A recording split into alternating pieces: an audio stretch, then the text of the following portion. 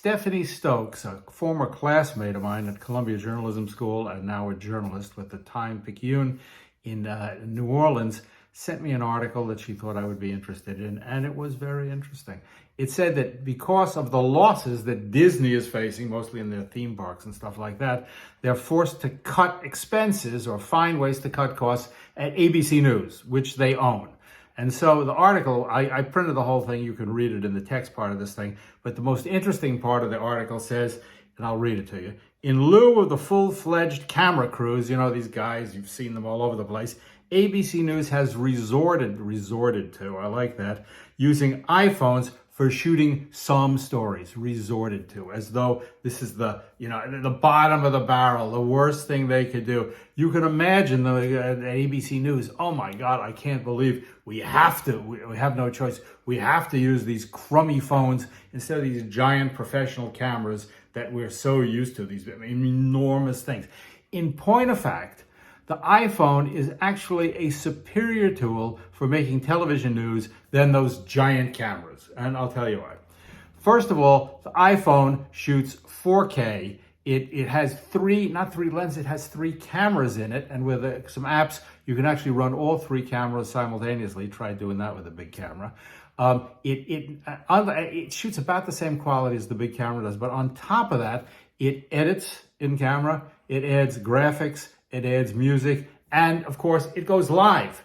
Try doing that with some giant Sony camera. You can't. This notion of big is better is a kind of very Soviet mentality, right? Small is junk and giant, the bigger and the heavier and the more. It's crazy because actually that big stuff gets in your way. You walk in to do some story with the giant camera or some guy, which you have to do, carrying the camera for you since you're the journalist, and you intimidate people right away. They go, whoa, this is scary. And so they put up lights and the whole thing is crazy. When you work with a phone, it's just you and your phone, it's just very simple. It's not intimidating. It's very natural and used.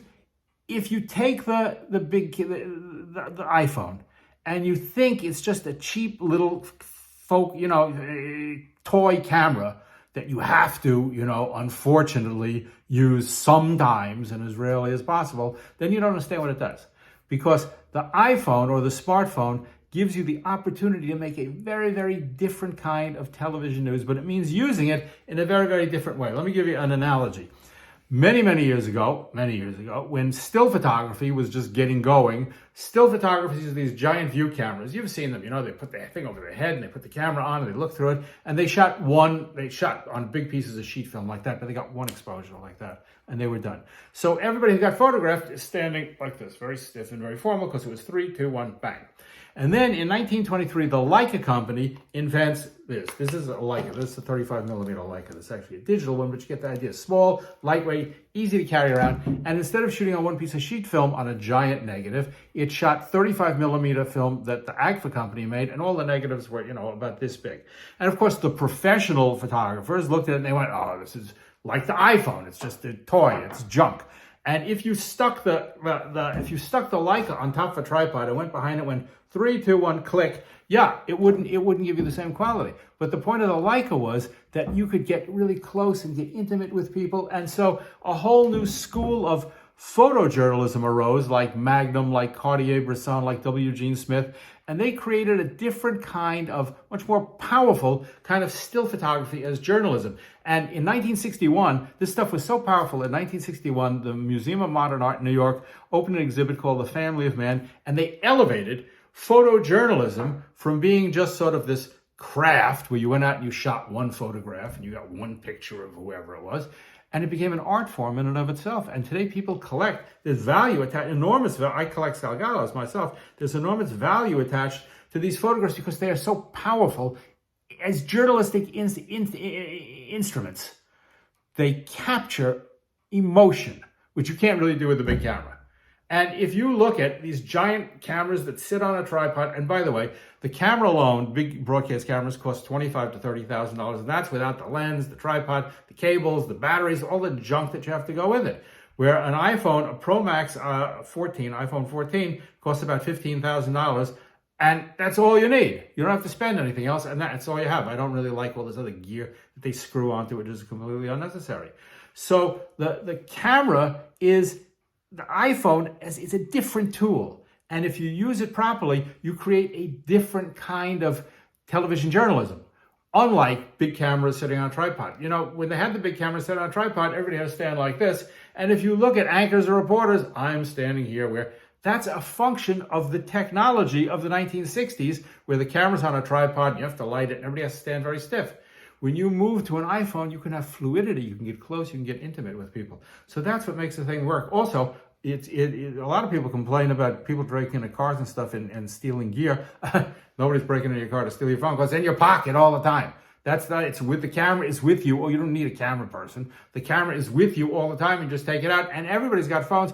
It's not an intimidating experience. In fact, it's an intimate experience, because everybody innately understands what you're doing right away. So, you know, between the cost and the thing, but most importantly is, if you use it properly, and of course that's what the boot camps are all about, we've had a totally different way of shooting and editing and putting stories together because of what the phone is capable of doing. If you just use it as a replacement for a big camera, no, you're not going to get it. So ABC News, do not feel like you're reluctantly forced to, have to. It's too bad, but we have to cut costs, and that's no. This is a moment, an opportunity to come into the 21st century. So don't go drag, kicking and screaming. Embrace the thing, but embrace the technology for what it does. Now, just to show you what it can do. Of course, we've been working with iPhones with several of our clients, with the BBC, who just bought 650 iPhones, by the way, with Spectrum, where we've been for 7 years. We've trained over 1,000 journalists and fielded them just with iPhones. And now with CBS News. Let me show you an example of what a trained journalist can do in one day, a day turn, with an iPhone. Take a look at this. This is by Rick Villaroman from KPIX, which is the CBS O&O in San Francisco. Take a look at this. I think you'll be impressed.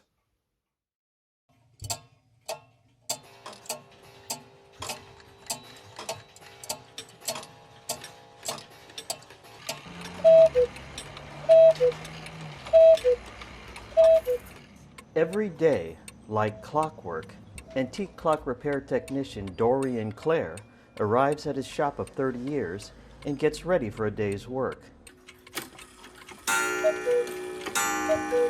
He takes the time to wind his clocks and pay attention to the details of his craft, and that includes paying attention to his trusted companion, Mike, who, just like the clocks he's surrounded by, needs maintenance too. When I come in, he insists he be combed. Looking at Dorian, you might think he looks just like how a clockmaker should look, and you'd be right. At 8 years old, he took apart his first clock, a gift from a friend. And 68 years later, he's still at it. For him, it's not tedious, boring, or mundane. It's about preserving history. It's somebody's family treasure, and it's now been salvaged. Walking through his shop is like walking through a time machine. Old Pennsylvania grandfather clock from the 1820s. And know it or not, Put new hands on it in... you've probably seen his handiwork. Those are hands off the San Francisco Ferry Building. I put new ones on in roughly 2000 when I overhauled the clock and put my electric jury rig on it. Mine's been working ever since. And in case you were wondering, he doesn't mind the ticking clocks. I just seem to tune them out. Whether it's the ferry building clock or the clocks in his shop, keeping them running on time isn't really work. It's fun. But keeping his protege running on time is. There's Max. Amazingly, he's only 15 minutes late. Hello. See, that should have helped. A gifted clock repairman himself, Max has no illusions about his lack of time management skills. And it's irony. It's just funny how a minute can sometimes feel like exactly a minute, and sometimes it can feel like 20 minutes. I thought if I could fix time, maybe I could fix my my latencies. Does it work for you? It hasn't worked quite yet, but I've gotten a little better at least getting to places on time. I always make a habit of getting to appointments on time. I try. I'm not perfect. Not perfect, precise. Oh, I see the problem. And that's a good quality in a clock repair technician. sure like to be able to get that lever over a little more, but But no matter how precise, there's never enough time in the day to fix the things you want. These are Grebes. They're 100 years old now. When I get time, I'll fix them. But there's always time for some clock humor. People occasionally just open the door and stick their head in. Do you know what time it is? Well, just look around. You can find a clock that says the time you want. Looking around, you can see that's true. There are an estimated 200 to 400 clocks in his shop in various states of repair. Moves once a second. But no amount of precision maintenance or technical genius can stop the hands of time from turning. But he's not trying to. The fun aspect never goes away, so I keep at it. For how long? Time will tell. Clocking out in San Francisco, Rick Villaroman, KPIX 5. See, wasn't that fantastic? Wasn't that powerful? And all done by one person with an iPhone. That's all it takes. So get rid of your big cameras, ABC. You don't want them. Get rid of them. Embrace the future. And by the way, when you go to iPhones, everybody can have one. It's no longer a local station. I only got 6 crews. I only got 8 crews. I can only get an hour to shoot the thing. You got your phone with you 24 hours a day, 7 days a week. And in most stations that we do, there are 40, 50 phones in play every day. So go for it. It's a different world, but a better one.